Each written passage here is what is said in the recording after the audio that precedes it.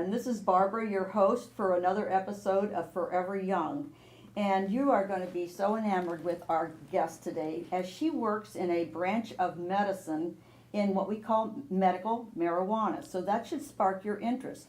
Her name is Jessica McCain. Yes. And Jessica McCain, Dr. McCain, got her medical degree from Grenada. She came up to the United States and got her residency in Jacksonville in family practice.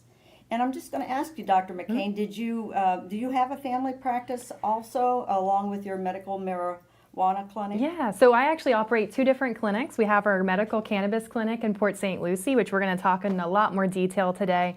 And I also have a primary care clinic, a direct primary care clinic, which is an innovative type of practice where we just don't deal with insurances. We go back to doing medicine with patients. And so it's in Fort Pierce, Southern Comfort Health, direct primary care. That's great. It sort of broadens the fact that they can come to you and not have to do insurance. Exactly. Large insurance. Exactly. It's like having our motto is like having a doctor in the family there, because we can just spend more time with the patient and do more and be more patient advocates when we don't have to deal with insurance companies. And that's better than what we're getting now into some, 15-minute appointments. Yes. Yeah. Okay, so from there, I'm going to ask the loaded question All of right. how did you get into medical marijuana, because you have the Southern Comfort Medical Marijuana Correct. Clinic right here in Port St. Lucie on University Boulevard. And I just want you to tell us what drew you to this, because it's still a little bit new and sometimes looked at as, maybe different. Sure. So we're not going to say anything more about that, but I want to know what took you in that direction. I get asked that question a lot, because certainly it wasn't because of anything I was educated on in medical school. In fact, I was going through residency the time that the first, it went through the political legislative process first time and it failed. And then the second time it went through and actually passed in 2016 with 71% of voters in Florida saying we should allow patients to use medical cannabis. So all kind of during the first and second legislative pushes, patients were asking us about it, and I didn't really know what to tell them. And actually in residency, we didn't want anything to do with it, so we didn't get any education. So fast forward to when I actually started practice after residency program, I just felt like I didn't have enough tools in my kit. I had patients, specifically one had really bad cancer and wanted to say goodbye to his family, but the opioids he was being prescribed just numbed him, and he knew he wasn't able to say goodbye, but he was suffering. So it was really like that day that I had that patient, I said, all I can do for you is give you more pain pills. And I just felt like that was wrong. And I knew that this was an option, but wasn't really sure if it was really. And myself included, we kind of thought that maybe the laws were changing just to as a stepping stone for recreational. Right. So what we did is we did a lot of research, and I found actually there was a ton of science back out there. And we attended some conferences. My husband, who is the CEO of the clinic, and he didn't want to open up this clinic either, thinking it would just be a headache, to say the least. And it has been the exact opposite. It's been nothing but very, very rewarding patient success. We've been here for 3 years. We're actually expanding, and we bought another commercial building, so our clinic is growing. We're adding another physician to our practice. We're making a big stamp on our community. Other doctors who really, wasn't really sure about us, we're getting referrals from them now. That's in advance wonderful. of patients reaching out. So it's just been a lot of great success coming from, not knowing and then getting answers for patients. Can you tell me, just give us an example of one of your patients?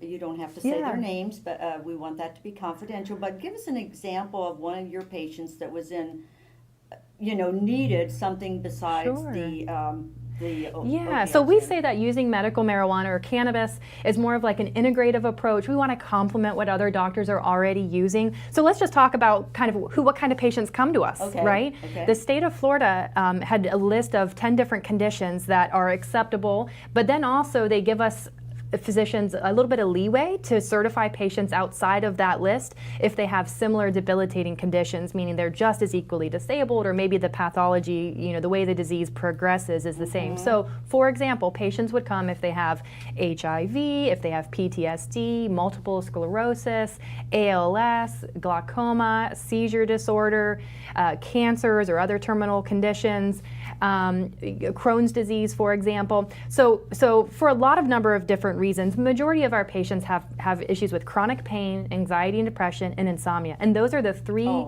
main reasons to use cannabis worldwide. Actually, Yes. those are the three things that patients get probably the most significant benefits from.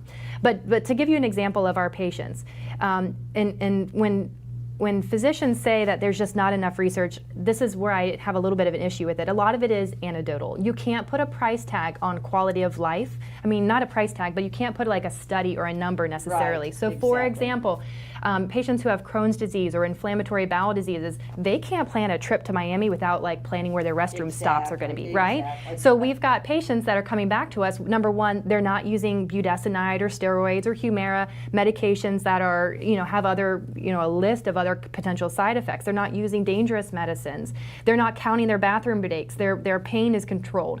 We've got patients with Parkinson's or who have tremor.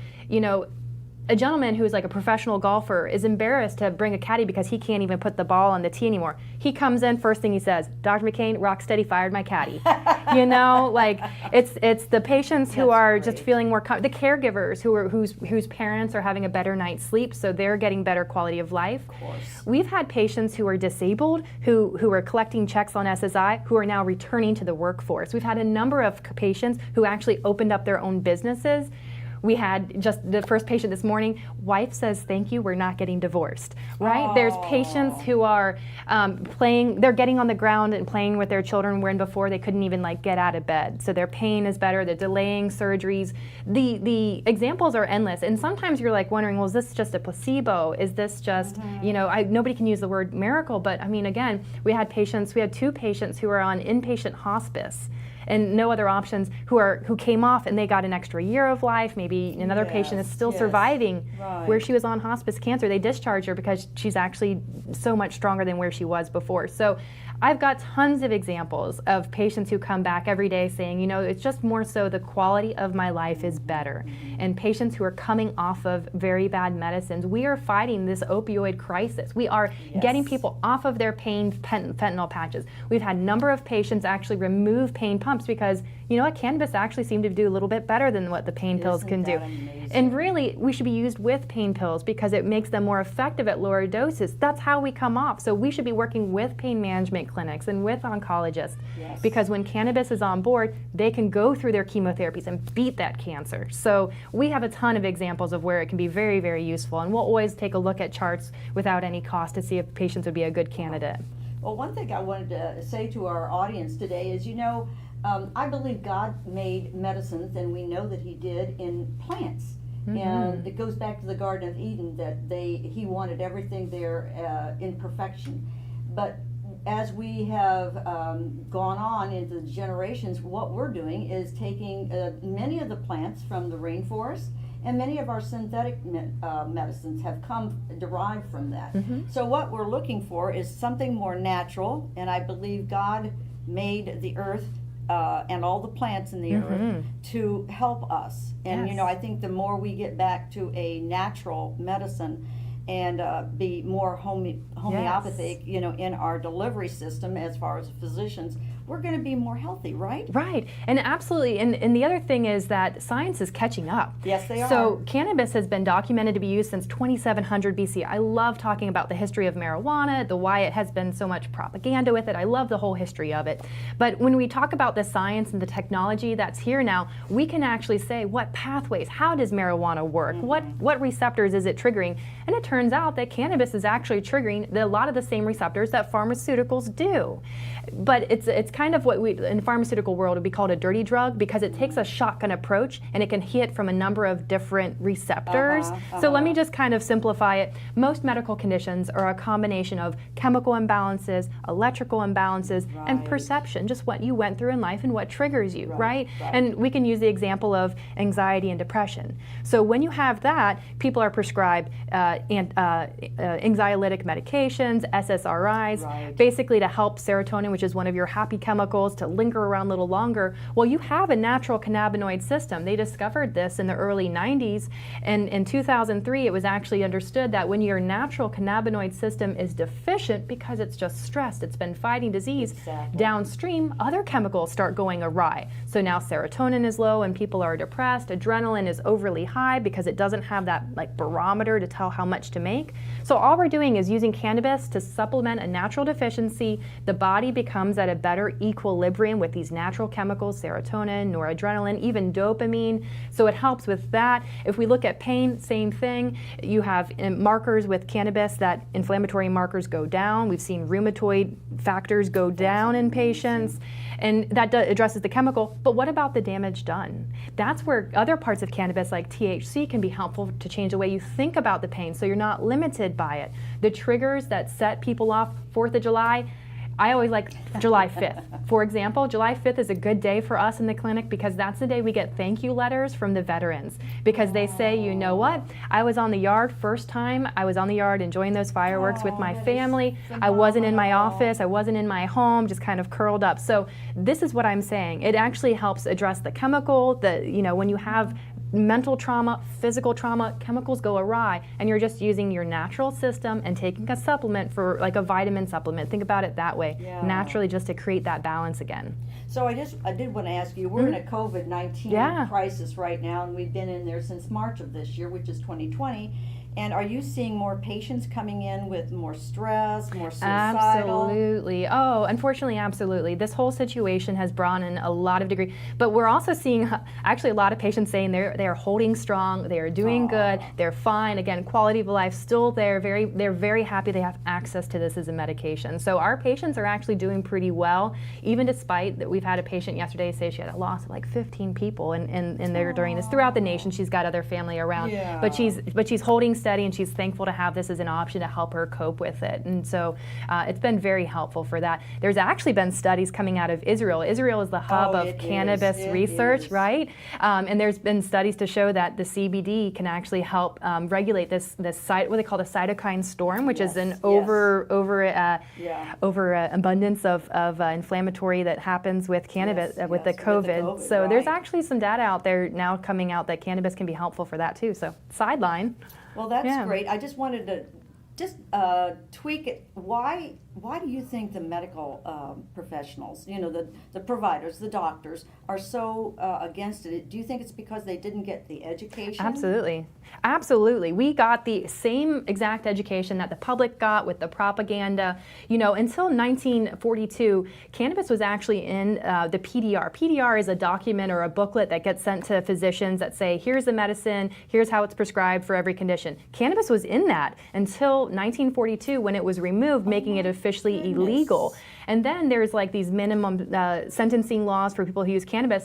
In 1951, the Boggs Act, which created minimum sentencing laws, was first used for people who were having cannabis in their possession. So it's been politicized. It's been we have now a whole generation of almost a century now of physicians who've lost this art of medicine, and the understanding that there's not enough research. Again, that's false. There's databases called PubMed, where houses all of the medical journals. You can type that word endocannabinoid in there. I did this a couple of weeks ago. 28,000 studies. My goodness. On average, like an estimate.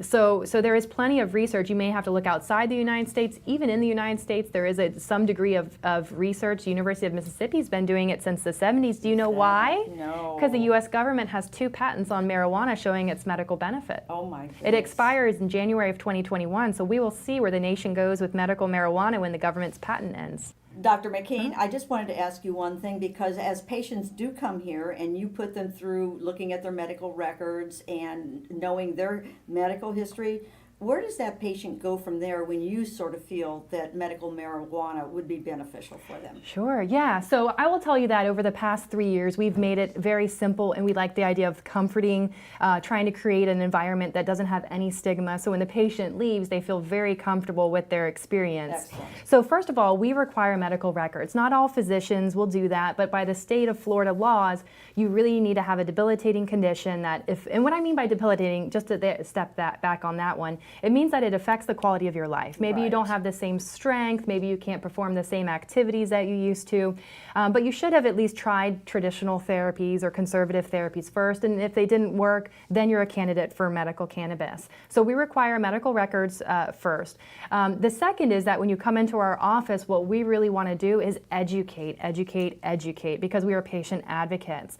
We provide an idea of how to use cannabis in like a very scientific approach. Now, when you get to into the dispensaries, they may provide a very good pop culture approach. And we explain that you really just need to blend the two of those together, so we really can get the best success rate. So we go over with patients, they're not prescriptions, but they're just recommendations. We'll talk about the different methods of use, how much to use, different formulations that are out there, trying to explain what may be the best for that single individual patient. It's very, very individualized, the person's experience. I also have staff here that we call product specialists, so they know from the different dispensaries who's carrying what, maybe who has the better sales, and each dispensary each dispensary also has their like little niche products. So one is really good for the lotions, like don't go anywhere else. The other company may be really good for quality flour, but if someone's on a budget, maybe you go to this place. So my other staff members are product specialists, and they provide that degree of education.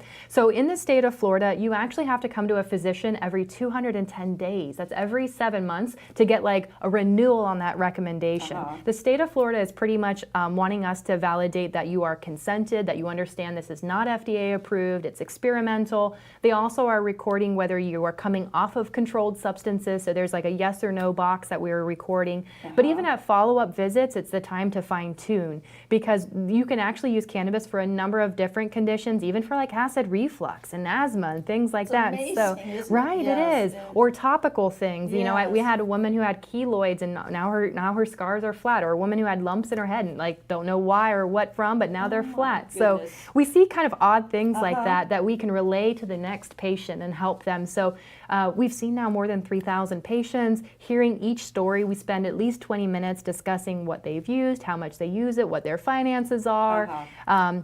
And they get that. Now, they also have to renew with the state to get an ID card. That's every 12 months. Yep, that's every 12 months, $75 to the state of Florida Department of Health. So there's those kind of things just to kind of educate and keep in mind. And on the first day, people feel a little bit overwhelmed, especially if they haven't experienced using cannabis in a long time. I'd say 50% of our patients actually never really used cannabis before. Or the other 50% may be the one that, back in the day, I tried it, I didn't really like it, it's not for me.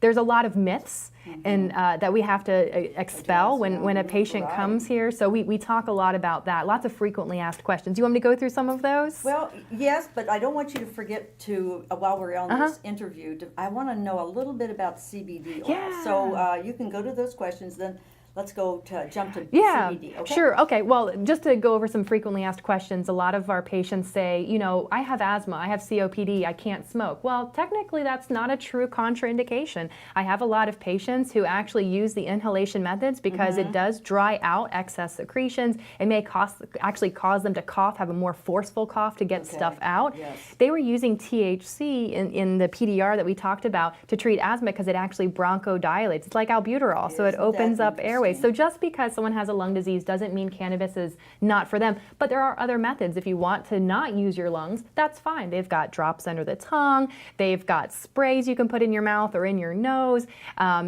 capsules. They don't have edibles in Florida. That's a whole other political thing that's going on right now. But you can make your own foods. They've got patches and lotions, even suppositories. So we even have people who have women's issues. They use suppositories, colitis, proctitis, things like that. So there's a lot of different methods of use. Another frequently asked question we get, and again, I'm not a lawyer, so we just base it on precedent, is I can't use cannabis because I own firearms. So there's a lot of veterans who are not seeking our care that we really want to just educate. That is not the case.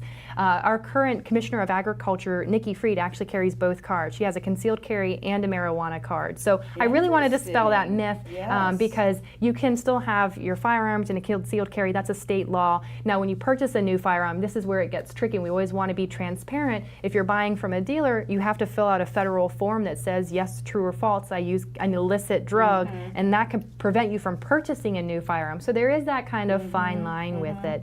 Another frequently asked question is about benefits. As we explained, I had one patient who went back to work part-time so she could have the finances to pay for her cannabis medicine.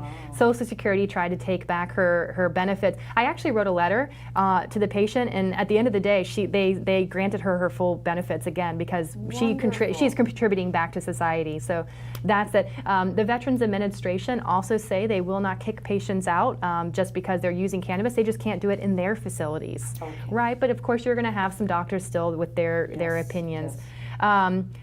There's a lot of different types of Yes. frequently asked questions, but CBD is one of them as well. So the CBD that you get over the counter is coming from hemp products. So when we talk about hemp and marijuana, the truth is they are both called cannabis plants. It's a terminology. Cannabis just refers to like the species of plant of which we can have hemp, which is a federal designation. It means CBD with a very, very, very minimal amount of THC in it. Right. And then there's marijuana, which can have everything from CBD to THC and a whole big Exactly. spectrum of it. So when you're getting over-the-counter CBD products, word of warning, make sure you know where it's grown, where it's being processed. The hemp bill that was just passed last year is now allowing hemp to be grown in the United States, in Florida, for example. But prior to that, 80% of hemp was being imported from other countries. So that doesn't necessarily mean it came from clean Exactly. environments. Hemp for Water is actually a nonprofit that is in Okeechobee, and they are growing hemp to take out the toxins from Lake Okeechobee. So like that's an example. These are great plants for cleaning and filtering. So you just don't want that in your medicine though. So you need to make sure No. you have medical grade hemp, that your CBD is certified, grown, produced, and they have certificate of analysis that say it's a clean product. Okay, the next question I have is, what about children? So children's an interesting thing. In the state of Florida, it is definitely a little harder to qualify children just because the state requires that 2 doctors sign off on it. So while I can be one physician, the second physician is really a challenge, and not many pediatricians want to take that leap. We're not talking about using it, for every child. We're saying these children who are really, really troubling. So one of our first pediatric patients we had in the clinic was so aggressive. He's getting larger now, overbearing to mom. Yes. He's beating his head on the wall, right? Oh. Things like that. Those are the children who've exhausted the traditional therapies who can benefit from cannabis.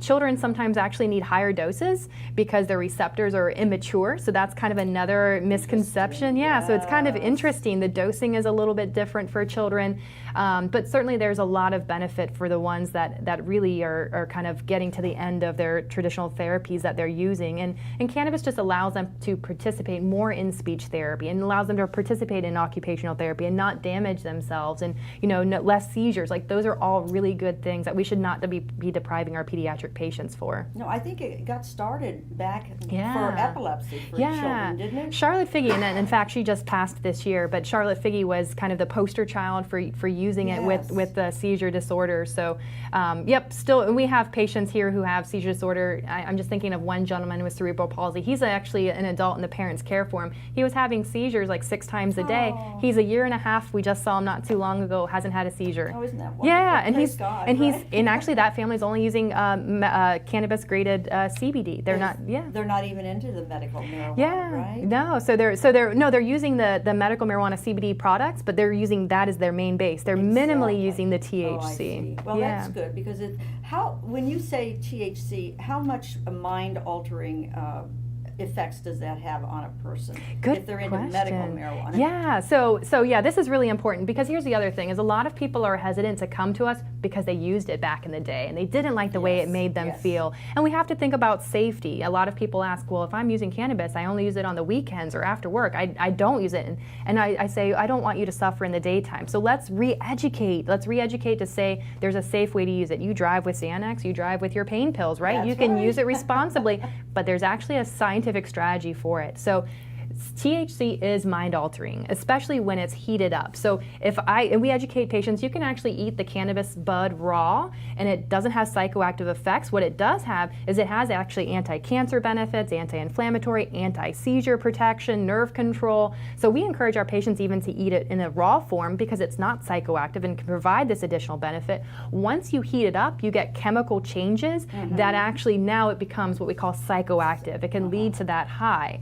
So what we need to know is that CBD is the counter molecule that actually takes away the psychoactive properties for it. So as long as you Yes, find that yes, balance of yes. CBD and THC, it doesn't have to be psychoactive. And in fact, like at a 1-to-1, which every dispensary carries, it's a gray zone. Some people will feel it, some people won't. But like at a 3-to-1, that psychoactivity is very minimal. And of course, they have products at dispensaries that increase THC. It's almost like walking down the ladder where you can try different products to the point where I'm feeling good. Too much, let me go back. So we encourage like CBD use in the daytime. It's actually activating molecule. It reduces anxiety, reduces inflammation. It can even be used to help treat diabetes, reduce cortisol levels, for example. That's another myth. Everyone thinks they're going to be gaining weight when they use cannabis. The majority of our patients actually are losing weight because they're feeling better about themselves. They're now eating, they're out exercising. It actually metabolically helps control that too. If sleep is an issue, you can use those psychoactive properties to your benefit. It's because THC can be a little bit sedating, so use that before bed if you have trouble falling asleep. Yes, it can make you feel euphoric, so if you're always depressed in the right time and place, use that side effect and feel happy and enjoy life again. Yeah, right. Just know that you always have a molecule that can counter it if you just kind of need to straighten yourself up. Okay. Yeah. And I know this doesn't have too much direct relationship to you, but what about animals and medical marijuana? That's a huge industry. Yeah, huge industry. I've actually had multiple friends ask me recently after that really big thunderstorm that we had, hey, are there like edibles for animals? Yep, there's actually like a huge market with CBD gummies for dogs and things like that. So it's interesting. Yeah, no, yeah. It's actually really big, and you actually can buy some of those products at some of the dispensaries. Yeah, we're going to be carrying actually at our new facility that we're going to be opening up. We're going to actually start SoCo Wellness, which is a product line that we're creating kind of another little niche for our business. Yeah, and so we're going to have nutraceuticals, a lot of immune boosting like naturopathic medications, but we actually are going to be carrying a line of CBD products as well for our patients. Are you going to be considered a dispensary then? No. So dispensary by the state of Florida laws are the ones that are carrying those THC products. Oh, I see. And actually they actually are growing it. They actually process it, packages it. They're the pharmacy technicians and they retail. It's vertically integrated. So we are not a dispensary at all, but we can retail like CBD like any other place for 50% less than what a dispensary would sell it. So it's going to be a great avenue for our patients to complement their care. Maybe some of our patients weren't buying it because of the price. Well, now they can buy their THC at the dispensary and get their CBD from us. That's wonderful. And I wanted to ask you, you said you're opening up a new clinic? Yes, we're doing our remodel right now, so we're hoping in the next couple months opening up. Okay. It's going to be at Prima Vista Commons, so just right down the road in the middle of Port St. Lucie. That's wonderful. That's really great. Yep. And so are you going to be sort of rotating between your primary care here? Yes, so I do a blend of both. We also do offer cannabis appointments in Fort Pierce because we service a lot of Indian River County as well, and Okeechobee as well. So if it's easier for a patient to travel to Fort Pierce rather than Port St. Lucie, we'll see him in our Fort Pierce office too. You take your skills and go everywhere, right? That's really we're good. mobile. My clinic, and we've done home visits too. So we've gone to hospitals, we've gone to patients' homes. So if patients are really debilitated, I have a place for cancer patients. So if they are just unable to come to our clinics, then that's a problem. And unfortunately, again, that's where the law of Florida has really been a challenge, is that it requires in-office appointments with physicians only. It can't be anybody else except for a physician. Because of COVID, they have allowed executive orders for us to do telemedicine only for renewal patients, still not for new patients. So we still have to bring in new patients into our office to be evaluated for that first time. Well, one of the things I just wanted to cover before we are off with this episode is that so many of our older adults, 55 and over, have so much trouble sleeping, and that seems to be their only problem. If you don't get a good night's sleep, you don't feel good. It makes you anxious. It can be. So you find that it's helping people sleep? Absolutely. I think that's probably the number one. Every visit, when patients come back, we have a survey for them to fill out so we can really get an idea of what's working. And to hear someone say, I haven't slept in 15 years, and oh my goodness, like, yeah, it's important to sleep, right? There's bodily functions that are supposed to be happening when you're asleep. So a good night's sleep affects your daytime functioning so strongly that it's definitely one of the main benefits that we see our patients have. So in conclusion, is there anything you would like to say to our listening audience today? I do have some recorded videos that just go over the science of cannabis, kind of breaking some myths, how to use it, how to read labels. We just like to provide education to our community. So you can find those videos on our website. If you just Google Southern Comfort Marijuana Clinic, you'll find it, but it's www.soco mmjclinic.com. So that's a really great resource, I think. Okay, and then we'll also have that attached to the description of this particular episode. And I just wanted to thank you again for letting us come into your office, Thank taking you. away from your patients. Oh, no problem. Wonderful. You'll have to come back when we've got our new location. I will. Yeah. We can do a grand opening. I'm with excited you. about it. Yes. Yeah. Okay. God bless. Thank you. Well, I just want to thank you for viewing our episode today. As you can see, Dr. McCain has a tremendous amount of knowledge in this, and we just want to thank you for coming today for Sure. this wonderful half hour. Maybe we can do another episode I'd love later, to. because I do think I am one who really feels that medical marijuana has its place. And so we're just thanking you for allowing us to just I get a little appreciate- view of what's Yes. going on in this industry. I appreciate it, Okay. Barbara. Thank you.